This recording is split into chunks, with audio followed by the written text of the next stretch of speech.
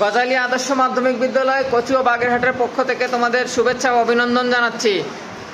আজকে ষষ্ঠ শ্রেণীর বিজ্ঞান ক্লাসের আমরা অষ্টম অধ্যায়ের পাঠ 3 এবং 4 নিয়ে আলোচনা করব। আজকে আমাদের আলোচ্য বিষয় হবে কি বলো তো তোমরা? দ্রব এবং দ্রাবক। দ্রব এবং দ্রাবক। চলো তাহলে আমরা জেনে নিই দ্রব কি, দ্রাবক কি, দ্রব এবং দ্রাবক মিলে কোনটি তৈরি হয়।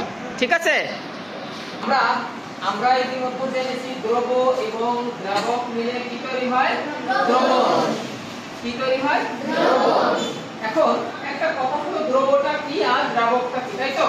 দ্রবটা কি, দ্রাবকটা কি? ঠিক আছে, দ্রব এবং দ্রাবক মিলে একটা মিশ্রণ হবে, সেই মিশ্রণের নাম কি দেব আমরা?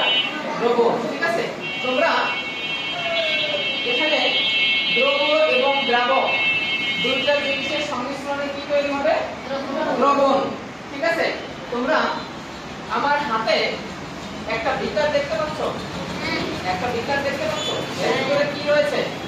পানি, স্বচ্ছ পানি।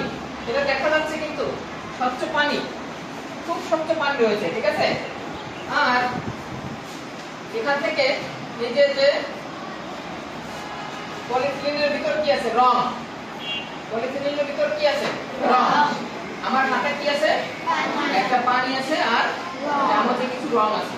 ঠিক আছে, এই দুইটা জিনিসকে আমি কি করব? মিশ্রণ করে ফেলবো। ঠিক আছে, এই যে মিশ্রণ করছি, একটা ছিল কি দ্রব আর একটা ছিল দ্রাবক। এই দুইটা মিলে এখন কি হলো? দ্রবণ। তাহলে দ্রব এবং দ্রাবক মিলে দ্রবণ তৈরি হবে, এটা তো তোমরা বুঝতে পেরেছো। এখন একটা কথা আছে এখানে, সেটা হচ্ছে দ্রবটা কি আর দ্রাবকটা কি। ঠিক আছে, এখানে দুইটা জিনিসের সংমিশ্রণ ঘটিয়েছি আমি, একটা ছিল পানি আর একটা ছিল রং। ঠিক আছে, তোমরা খেয়াল করেছো একটা জিনিস বেশি ছিল আর একটা জিনিস কম ছিল। ঠিক আছে, যে জিনিসটা কম থাকবে সেটা কি হবে? দ্রব।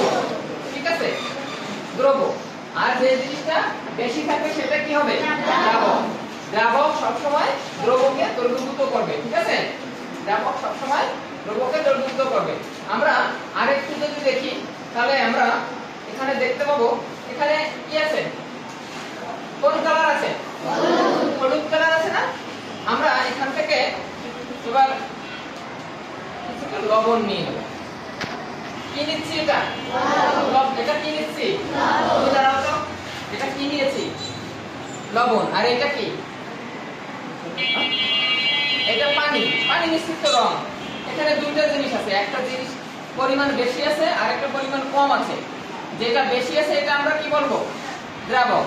আর যেটা কম আছে সেটা কি বলবো? দ্রব। Thank you. তাহলে দ্রব এবং দ্রাবক মিলে আমরা এই যে দ্রবণটা তৈরি করে নিলাম। ঠিক আছে, তোমরা কি বুঝতে পেরেছো? ঠিক আছে, আজকের ক্লাসে তোমাদের অসংখ্য ধন্যবাদ। বসো।